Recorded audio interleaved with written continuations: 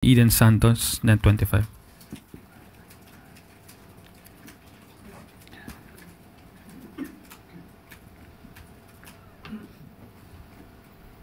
Yes, good morning po. Regarding po dun sa binabanggit ni BP Sara na mukhang may niluluto behind the scene while nakatutok yung atensyon ng lahat sa flood control anomaly. Ito po rin yata yung sinasabi ni Senator Amy na plano ni SOJ Secretary Boying na maging ombudsman po para ang target ay makasuhan si BP Sara, ang mga Duterte o yung mga kaalyado nila gaya rin ni Senator Amy, parang baka pati rin daw siya madamay, sabi niya. Ano po yung reaction dito ng Palasyo? There's nothing to worry about in their statements. They are just creations of fertile and wild imagination.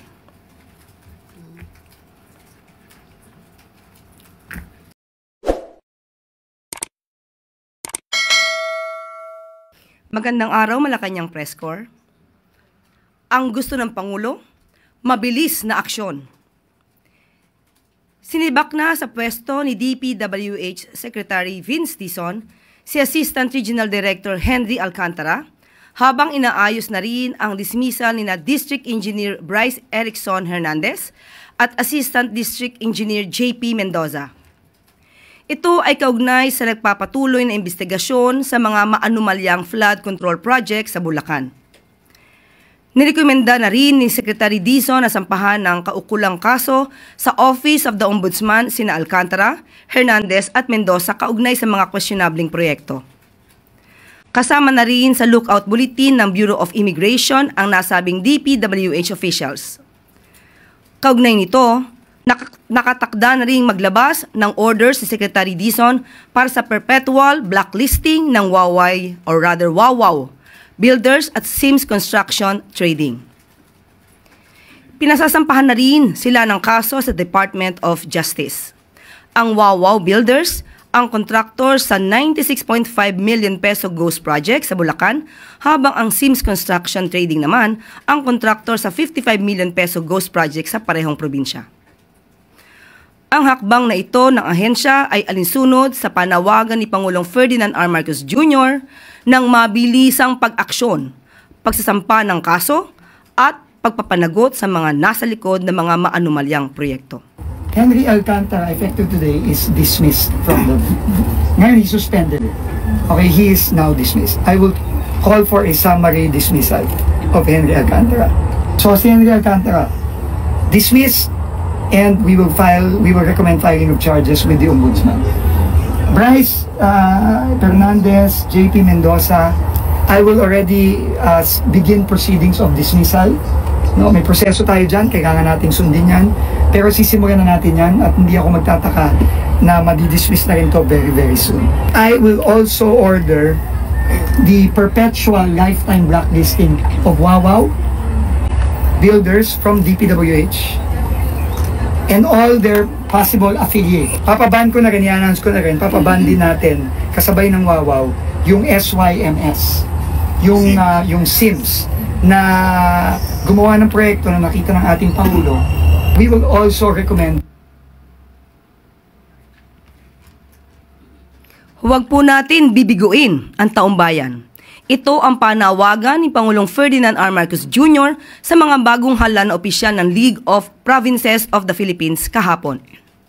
Ito'y sa gitna ng kanyang hangarin para sa tuloy-tuloy na pag-unlad ng Pilipinas. Sa kanyang mensahe, binigyan diin ni Pangulong Marcos Jr. na hindi natatapos sa mga proyekto at programang pagpapaangat sa pamumuhay ng taong bayan ang pagsulong para sa kaunlaran ng bansa. Ayon sa Pangulo, may mga isyu ngayon na kailangang harapin at hindi pwedeng talikuran. At kailangang bansa ang pamumuno ng mga mabubuting opisyal upang wakasan ang mga maling na kagisnan. Napag-abot na rin ang tiwala at kumpiyansa ng Pangulo sa mga opisyal na hindi nila tatalikuran ang kanilang tungkulin sa pagsusuri sa mga proyekto at ang pagsisiwalat sa mga nagtatago sa kadiliman. Panawagan ng Pangulo, paglingkuran ang taumbayan ng buong katapatan. Tiyaking nasa wasto ang mga proyekto na ipinatutupad ng pamahalaan at ng lalawigan. At isiwalat ang anumang paglabag sa batas. Naniniwala ang Pangulo na ang pera ng sambayanan ay pera ng bayan at hindi para pansariling interes ng sinuman. Muli, paalala ng Pangulo sa mga lingkod bayan, huwag sirain ang tiwalang ipinagkaloob sa kanila ng taumbayan. Naririto tayo dahil pinagkakatiwalaan tayo ng taong bayan. Huwag po natin silang bibiguin. Kaya't hinihikayat ko kayo, paglingkuran natin ng buong katapatan ng sambayanan. Tiyakin natin, nasa wasto ang mga proyekto na ipinapatupad ng pambansang pamahalaan at ng lalawigan. At isiwalat natin kung may makikitang taliwas. At maaari na po tayong tumanggap ng inyong mga katanungan. First question, Ana Bajo, GMA News Online. Morning, ma'am. Ma'am, ano po kaya yung naging pagtingin ni Presidente doon sa naging plano ng House leaders na ibalik yung NEP sa DBM but Secretaries Amena and Vincent na sila na po yung pupunta sa House to submit an errata? Ano po kaya ang magiging impact nito sa timeline natin ng pagpasa ng budget? At maganda rin po nakita rito para sa umpisa pa lamang ay masaayos na ang budget. At nirerespeto rin po natin ang liderato ng House of Representatives at kung ano man ang mangyayari dito, dapat lamang ay kung ano yung naaayon sa konstitusyon. Ma'am, magkakaroon din po kaya tayo ng sweeping review ng budget ng ibang agencies aside po sa directive ni Presidente with regard sa DPWH budget? Siguro sa ganitong klase na nakikita, mas maganda na rin na ibang mga ahensya tignan din nila kung ano yung nai-report nila at baka nga mayroong naisingit sa proposal nila na hindi na dapat maisingit. Thank you, ma'am. Next question, Ivan Mayrina, GMA 7. Good morning, Yusek. May we get the position of the palace on moves by some members of Congress to lower the minimum age requirement for President from 40 to 35 and for senators from 35 to 30? Kung ano man po ang kanilang ninanais na gawing batas, mas mainam po talaga kung ano man po ang detalye ay maipakita sa Pangulo bago po magkaroon ng reaksyon. Hindi po natin masasabi kung ito'y positibo o negatibo hanggat hindi po nakikita ng Pangulo kung ano man yung detalye dito. But as to the method, ang pinupush po nila ay constitutional convention. Trabaho naman po nila yan. Tingnan po natin. Muli, tingnan natin kung ano po ang magiging detalye nito para sang-ayunan to o hindi sang-ayunan ng Pangulo. Thank you. Next question, Ann Soberano, Bombo Radyo. Yusek, good morning. Maraming mga anomalies din po ang natuklasan ng mga congressmen sa 2026 National Expenditure Program. Hindi lang po yung DPWH. Kung saan, sabi ni Representative Puno, meron ding nakita sa Department of Agriculture, DILG, PNP at DOH. Like yung sa PNP po, DILG, yung 8 billion firearms procurement po, and then 1 billion beautification funds ng DOH, tsaka yung reports po ng allocation for sales scheme sa budget ng Department of Agriculture para sa farm-to-market roads. Yusek, alam po ba ito ni Pangulo na? Or may idea na po ba ang Pangulo hinggil dito sa mga natuklasang bagong mga anomalya? Yung mga detalye po dito, mas maganda po talagang iparating sa Pangulo dahil paminsan-minsan po pag sinabi lamang po at walang detalye, mahirap po kasi agad na mag-judge. So, kaya nga po nagbigay na rin po ng utos si Pangulong Marcos Jr. sa DBM at sa DPWH para tignan mabuti, evaluate kung ano ba yung nangyari sa 2026 NEP at ayusin ang dapat ayusin. So, kung may iba pang mga ahensya na involved, ay ganoon din po magiging utos ng Pangulo.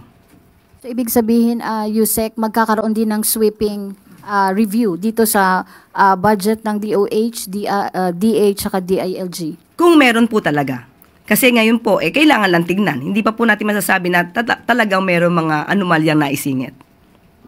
Thank you, Yusek. Follow-up question, Maricel Halili, TV5. Magandang umaga po, Yusek. Yusek, clarification lang po.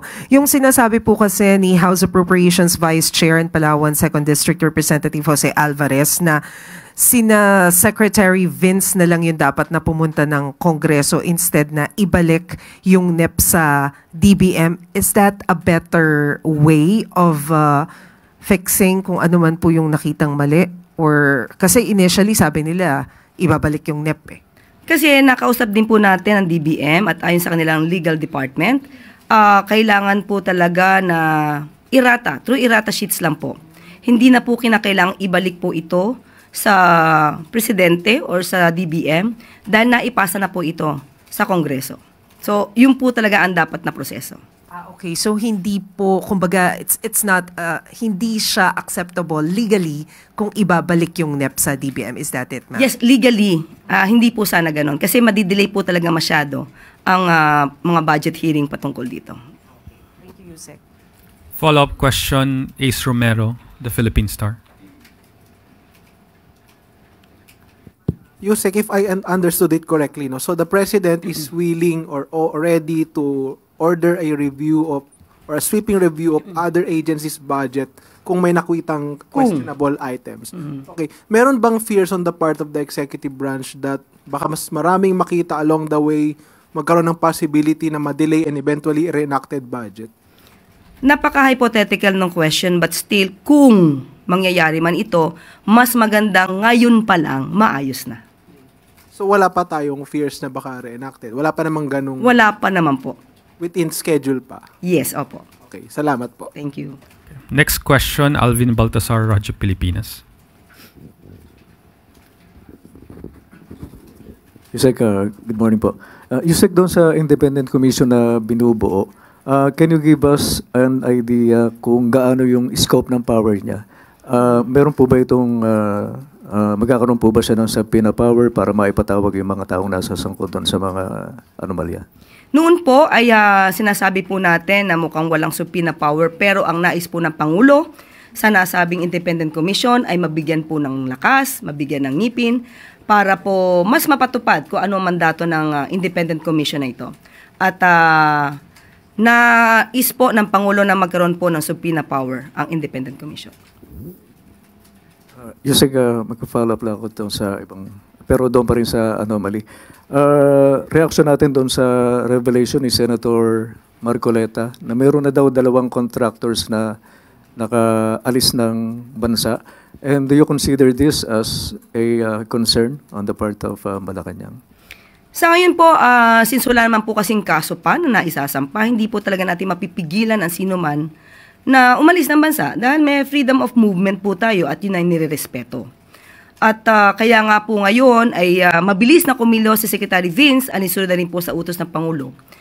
At nag-request na po siya for a lookout bulletin para po makita natin kung ano yung mga movement ng mga maaaring involved dito sa mga maanumalyang flood control projects. Yusek, isa na lang po.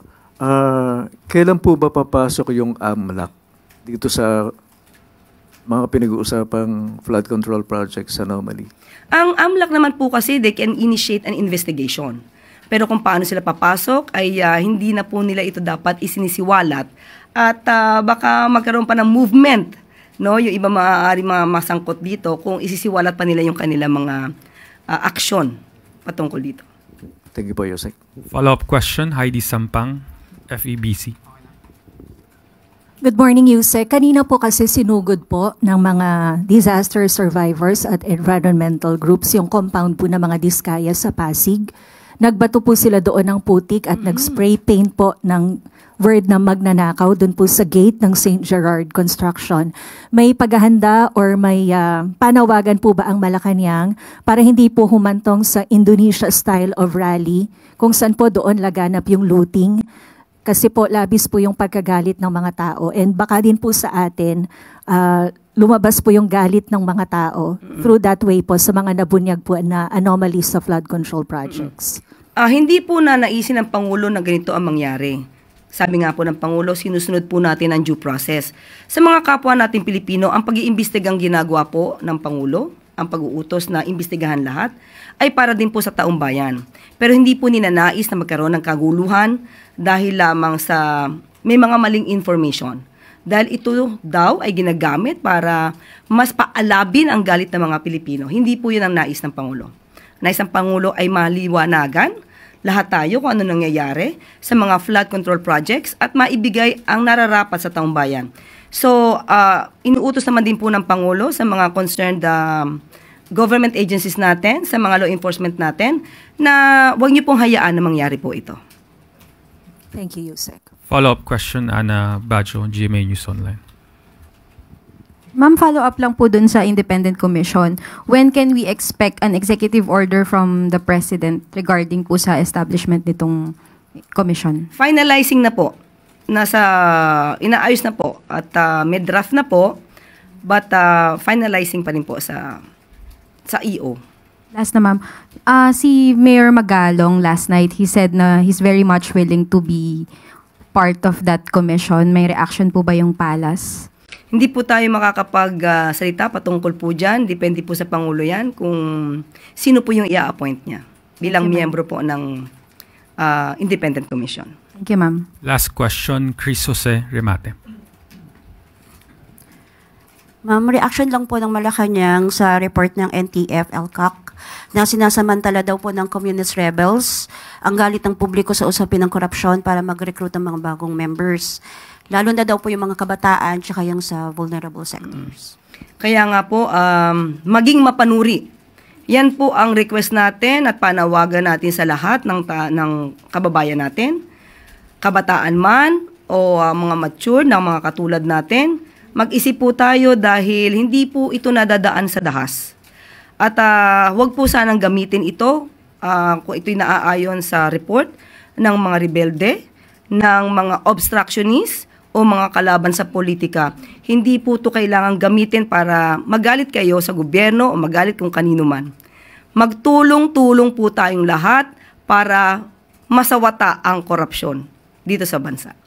Ma'am, so far, hindi pa po ito nakakabahala sa government. Yung mga ganito pong pagre-recruit na ginagamit ang usapin ng corruption. Since ito naman po ay naiulat na po ng NTF-ELCAC, monitoring po dyan. Okay, ma'am.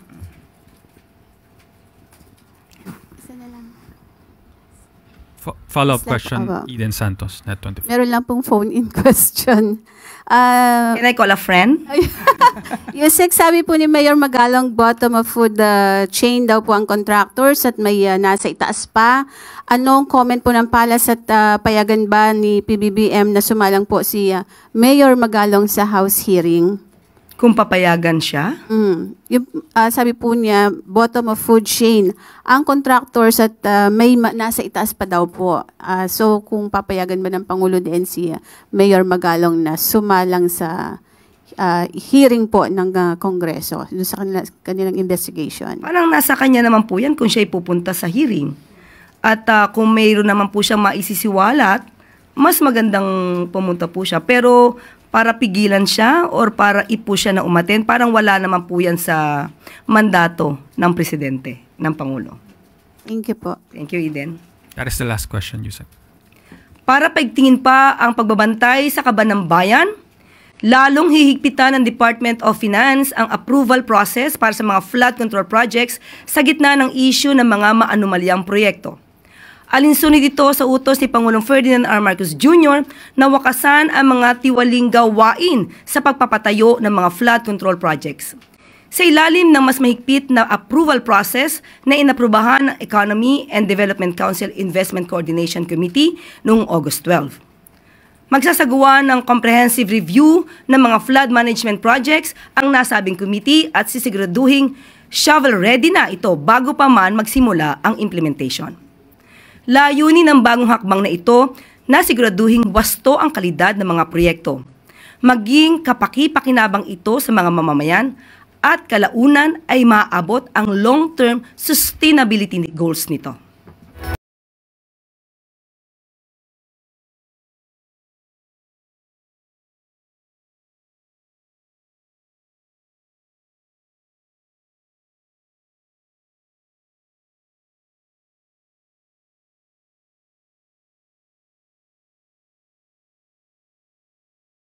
At bago tayo magtapos, Nasabat ng Bureau of Customs ang isang shipment ng hinihinalang illegal na droga na sa isang warehouse sa Tondo tinatayang aabot sa 476 million pesos ang halaga ng nadiskobring kontrabando. Ito ay matapos halughugin ng customs ang 2 container van na di umano'y may lamang household goods and personal effects. Tumambad sa mga otoridad ang 70 vacuum-sealed plastic packs na may kabuuang bigat na 70 kilos. Nasa kustodiya na ng ahensya ang hinihinalang mga shabu na tinangkang ipuslit sa loob ng 3 balikbayan boxes kasama ang iba't ibang gamit. Ayon sa records, nagmula sa Long Beach, California at patungo sa ng Bacoor, Cavite ang laman ng bagahe.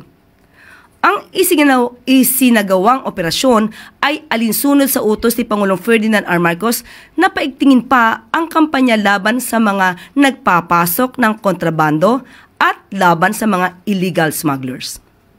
Ayon sa pamunuan ng customs, ang matagumpay ng mas pinalakas na intelligence and enforcement efforts ng pamahalaan laban sa illegal na drogang pilit na ipinupuslit sa bayan.